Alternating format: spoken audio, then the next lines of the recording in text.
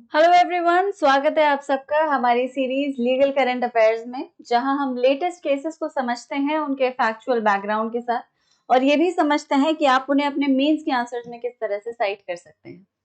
तो आज का पहला केस है state of Odisha versus Shrimati Anindita Mishra. अच्छा केस है। आर्टिकल 4। अब बैकग्राउंड क्या था? श्रीमती आनंदिता मिश्रा यंग प्रोफेशनल में एम्प्लॉयड थी बाय स्टेट ऑफ ओडिशा और कॉन्ट्रैक्चुअल बेसिस पे इनका एम्प्लॉयमेंट था। इन्हें एक नॉर्मेटिव प्रोसेस के थ्रू सेलेक्ट कर लिया गया था। इनके नाम को जीए डिपार्टमेंट ने स्पॉन्सर किया था और ये health and family welfare department में पोस्ट की गई थी। कॉन्ट्रैक्ट के टर्म्स जो थे, इनिशियली इनको 1 ईयर की सर्विस दे रहे थे, लेकिन उसी कॉन्ट्रैक्ट को बार बार रिन्यू किए जाने लगा। तो ये रेगुलर बेसिस पर ही काम कर रही थी, लेकिन ये परमानेंट एम्प्लॉय नहीं थी, एक कॉन्ट्रैक्ट पे काम करती हुई ही एम्प्लॉय थी। अब क्या होता है कि अनिंदिता मिश्रा एक बेबी गर्ल को डिलीवर करती हैं, ठीक है, और मटर्निटी लीव के लिए अप्लाई करती हैं। डिपार्टमेंट इनकी मटर्निटी लीव बिना बिना किसी रीजन को असाइन किए डिनाई कर देता है और ये इसको चैलेंज कर देती है। सिंगल जज बेंच ने इनके फेवर में जजमेंट दिया और मटर्निटी लीव के बेनिफिट्स को अप्लाई करने के लिए कहा। डिपार्टमेंट से कहा कि मटर्निटी लीव बेनिफिट्स दीजिए, डिनायल का क्या रीजन है। डिपार्टमेंट सेकंड अपील में चला गया। डिवीजन बेंच के पास ये केस आता है और फिर उन्होंने इस मैटर को डिसाइड किया। डिवीजन बेंच का कहना था, एक लैक्टेटिंग मदर को अपने बच्चे को ब्रेस्ट फीड कराने का during the formative years fundamental right है। बच्चे का फंडामेंटल राइट है कि वो ब्रेस्ट फेड हो और एक अच्छी कंडीशन में पाल पोस के बड़ा किया जाए। इस वजह से स्टेट के ऊपर एक ऑब्लिगेशन क्रिएट हो जाता है कि वो अपनी रिसोर्सेस के एम्बिट में, उनकी परमिशन में या उनकी अवेलेबिलिटी के अकॉर्डिंग मटर्निटी बेनिफिट्स को हर वुमेन को एक्सटेंड करे जो उनकी सर्विस में है। Arts is a constitutionally ordained welfare state. Government अपने आप को एक मॉडल एम्प्लॉयर की तरह कंडक्ट करती है और करना भी चाहिए, वरना वेलफेयर स्टेट का कंसेप्ट ही डाइल्यूट हो जाता है। नॉन स्पीकिंग ऑर्डर्स को जस्टिफाई नहीं किया जा सकता। भाई, आपने अपने रीजन को क्या गोडाउन में छुपा रखा है? ये बात एक्चुअली कहीं भी गई है, मैं खुद से नहीं कह रही हूँ। Employees can not be told reasons are stacked in government godown. एक एम्प्लॉय पूछता है कि सर मना करने की क्या वजह है, और एम्प्लॉयर कहता है कि वजह है, बहुत इंपॉर्टेंट वजह है, लेकिन मैंने गोदाम में रख रखी है, अभी नहीं है मेरे पास, लेकिन गोदाम में रख रखी है, वहां पर जाके मैं उस वजह को निकाल के नहीं ला सकता। तो ये कोई, is this even something which should be done? Isn't it absolutely preposterous? तो आप अपनी वजहों का वो बना के, स्टैक बना के उसे किसी अलमारी में बंद मत कर दीजिए, किसी गोडाउन में छुपा के मत रख दीजिए, उनको ऑर्डर में मेंशन कीजिए ताकि व्यक्ति को पता हो कि भाई अगर उसे डिनाई किया गया है एक ऐसी फंडामेंटल प्रिविलेज या राइट से जो उसे मिलनी ही चाहिए, तो आखिर उस डिनाइल की वजह क्या थी। अगर वो वजह सिग्निफिकेंट है, जस्टिफाइड है, तो फिर ऑर्डर भी कॉन्स्टिट्यूशनली वैलिड होगा। लेकिन अगर उस वजह का कोई सरपैर नहीं, आपने बस यूं ही मना कर दिया just for the sake of it, then it is constitutionally violative. ये कॉन्स्टिट्यूशन को बहुत सारे एस्पेक्ट्स पे वायलेट कर देता है। विमेन एम्प्लॉयज एक होमोजेनस ग्रुप को फॉर्म करती हैं, एक होमोजेनस क्लास है उनकी। अपॉइंटमेंट के बेसिस पे ये जो आर्टिफिशियल बाइफर्केशन कर दिया जाता है कि कॉन्ट्रैक्चुअल अलग और परमानेंट अलग, ये गलत है। ये एक डिस्क्रिमिनेटरी बिहेवियर है जो आर्टिकल 14 को प्रिमा फेसी वायलेट करता है।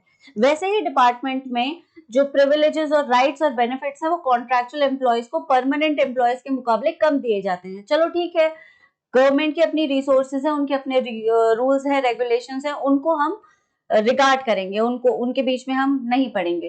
बट लेकिन जब फंडामेंटल प्रिविलेजेस की बात आती है, मटर्निटी बेनिफिट्स की बात आती है, एक ऐसा हक हर माँ को मिलना चाहिए, भले वो किसी भी तरह की सर्विस में हो, आपके पास एम्प्लॉयड हो, आप उसे वो हक दें। सिर्फ क्योंकि उसकी सर्विस की ड्यूरेशन सिर्फ 1 साल की है, इसका मतलब ये नहीं कि उसे वो हक नहीं मिलेगा, specially when you are constantly renewing her contract. On cultural values, Sanskrit words को कोट किया गया, यत्र नार्यस्तु पूजयन्ते रमन्ते तत्र देवताः। जहां नारी का सम्मान होता है वहां देवता निवास करते हैं। Such ideals should animate purposive interpretation of women welfare policies. जितने भी women welfare policies को डिजाइन किया गया है, इनैक्ट किया गया है, वो इन्हीं प्रिंसिपल्स को आधार बना के किया गया है ताकि सोसाइटी में women को अप्रोप्रिएट सम्मान और रिकॉग्निशन दिलाया जा सके जो कि पेट्रियार्की उन्हें इतने सेंचुरीज से डिनाई कर रही है। ऑन कॉन्स्टिट्यूशनल इंटरप्रिटेशन, कोर्ट ने ये कहा कि जस्टिस ओलिवर वेंडल होम्स ने भी ये कहा था कि कॉन्स्टिट्यूशन का इंटेंशन होता है सब्सटैंशियल और प्रैक्टिकल राइट्स को प्रिजर्व करना, ना कि थ्योरीज को मेंटेन करना। तो अगर कोई प्रैक्टिकल सब्सटैंटिव राइट की डिमांड है तो आप उसे सिर्फ थ्योरेटिकल बेसिस पे डिनाई भी नहीं कर सकते। फाइनल डिसीजन क्या आया? अपील रिजेक्ट कर दी गई। डिवीजन बेंच ने स्टेट की अपील को रिजेक्ट कर दिया, सिंगल जज के ऑर्डर को इम्प्लीमेंट कर दिया। Compliance to be filed within 8 weeks. Department से रिपोर्ट मांगी गई कि 8 हफ्ते के अंदर तुम बताओगे कि तुमने मैटरनिटी बेनिफिट दिया उस लेडी को। कोर्ट्स व्यू, सिंगल जज rightly granted relief to poor employee. अब मैटरनिटी बेनिफिट 1961 है क्या, पता ही है आपको। एक ऐसा लेजिस्लेशन जो वुमेन के एम्प्लॉयमेंट को मैटरनिटी पीरियड में प्रोटेक्ट करने के लिए डिजाइन किया गया है। द फैक्ट के वो मदर बनती हैं, उनको पूरी प्रेगनेंसी को बियर करना पड़ता है, बच्चे के पालन पोषण का एक्चुअल भार उन्हीं के ऊपर आता है। बच्चा उनके सिर्फ शरीर से पैदा ही नहीं होता, उन पे बहुत टाइम तक फॉर्मेटिव ईयर्स में डिपेंड करता है, बायोलॉजिकली, फिजिकली, इमोशनली। तो इन सारी की सारी चीजों के लिए एक वुमेन को रिगार्ड करना जरूरी है। नस्लों की शिनाख्त एक औरत के रहमो करम पे होती है, इसे हम भूल नहीं सकते। The moment a female denies कि मैं बच्चे पैदा नहीं करूंगी, stand still पे आ जाएगी human species। तो you cannot deny them career opportunities। अगर वो अपनी जॉब में आगे बढ़ना चाहती हैं, अपने करियर में प्रोग्रेस करना चाहती हैं, तो कोई भी ऐसा फैक्टर उनके रास्ते में नहीं आना चाहिए, specially a factor related to their biology. अगर वो आ जाता है और हम आने देते हैं तो फिर हम प्रोग्रेसिव नहीं है, फिर हम नैरो माइंडेड हैं, फिर हम एक कंजर्वेटिव, बिल्कुल पुराने तबके पर बनी हुई रिडंडेंट पेट्रियार्कियल आइडियल को सपोर्ट कर रहे हैं।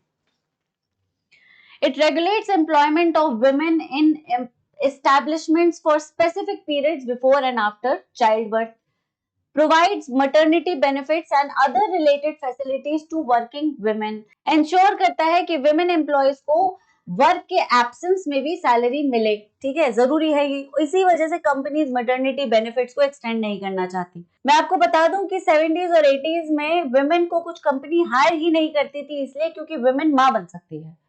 कल को आप शादी करेंगी, अगर आप शादी करेंगी तो फिर आप माँ भी बनेंगी, माँ बनेंगी तो आपको छुट्टी चाहिए होगी, हम आपको छुट्टी नहीं दे पाएंगे। क्योंकि अगर मैटरनिटी लीव के लिए एक लेडी अप्लाई करती है, पुराना एक्ट है 61 में आ गया था, तो अगर वो मैटरनिटी लीव के लिए अप्लाई करती है तो एम्प्लॉयर को उसे पे करना पड़ेगा। मतलब वो काम भी नहीं कर रही है, ऑफिस भी नहीं आ रही है और उसे सैलरी भी देनी पड़ेगी।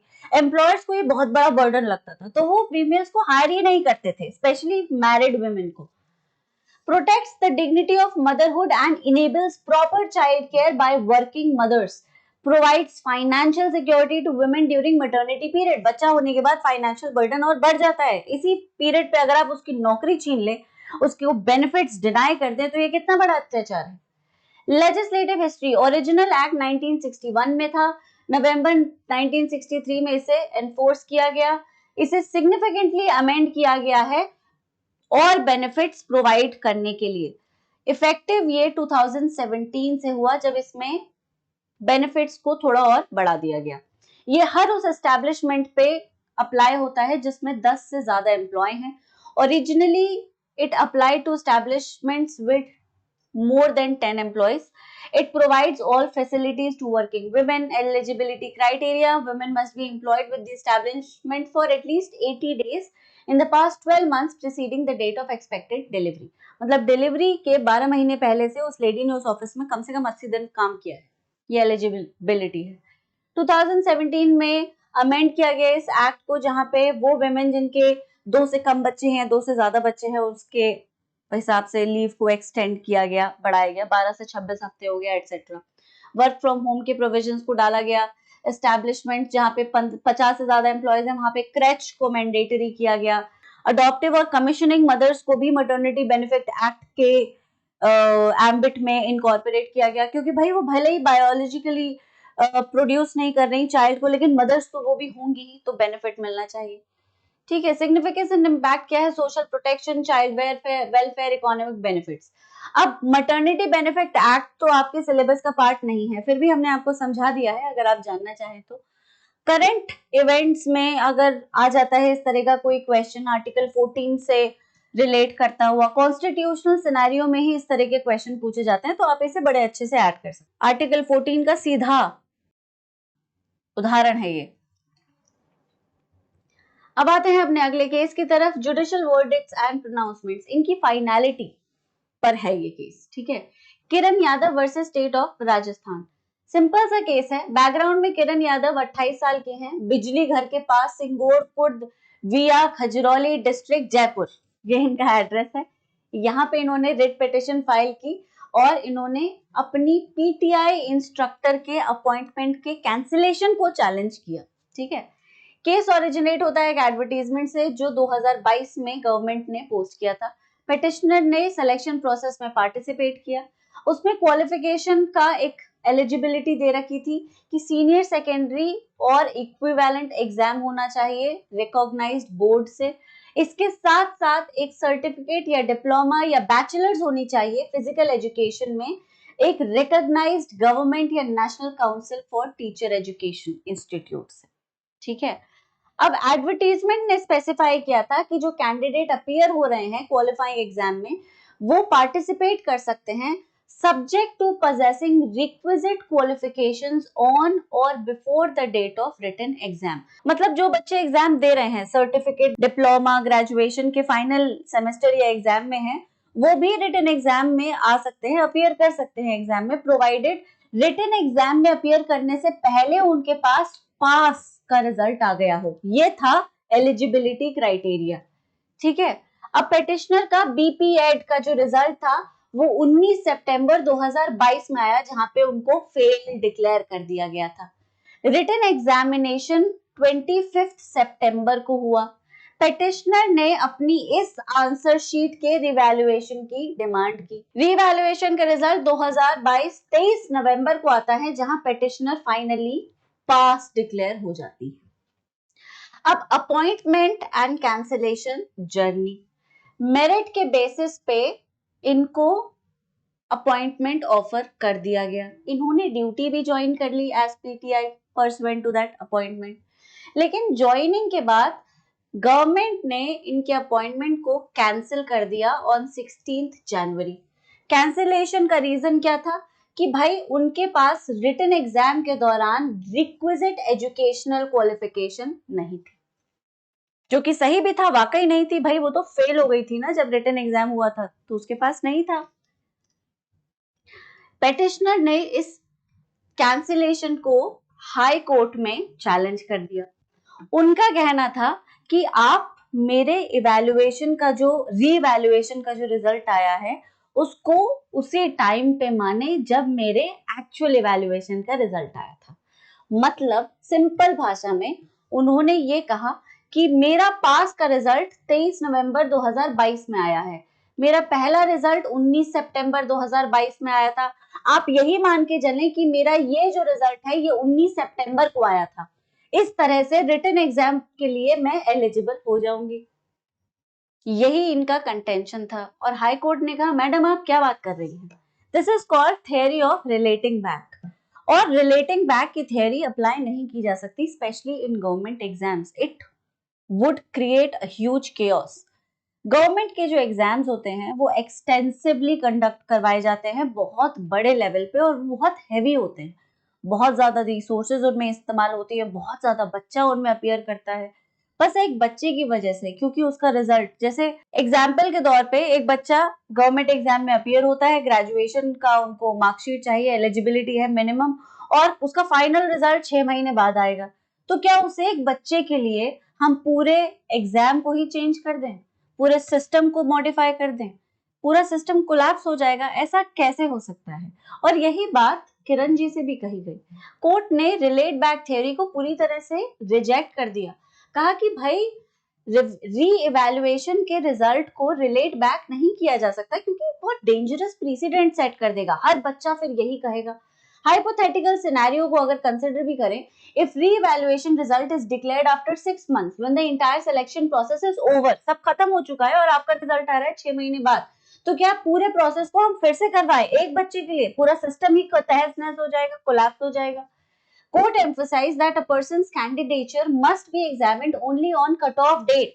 Law must meet all contingencies and circumstances. Final judgement ने कोर्ट ने इस केस में कोई मेरिट नहीं पाया और रिजेक्ट कर दिया। गवर्नमेंट के कैंसिलेशन ऑर्डर को अपहोल्ड किया और जितनी भी पेंडिंग एप्लीकेशंस थी इंक्लूडिंग स्टे एप्लीकेशन सबको डिसमिस कर दिया। अब constitutional mandate and binding nature, article 141 के आंसर में आप इसे ऐड कर सकते हैं। डॉक्ट्रिन ऑफ स्टेट डिसाइसिस में इसे ऐड किया जा सकता है। There are characteristics of judicial verdicts जहाँ पे this answer can be used. Hallmark of judicial pronouncement is its stability and finality. Judicial verdicts are not like sand dunes which are subject to vagaries of wind and weather. Judicial pronouncements must have permanence and cannot be subject to constant change. फिर आता है abuse of process, right? Rule of law principles.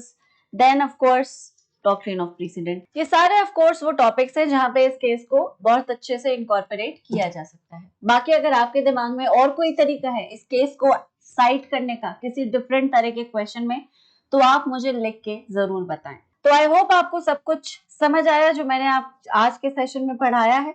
मिलते हैं अगले session में इसी तरह के लेटेस्ट केस के साथ और समझेंगे कि उसे कैसे यूज करना है। तब तक आप सब अपना ख्याल रखें। Thank you so much. Bye bye.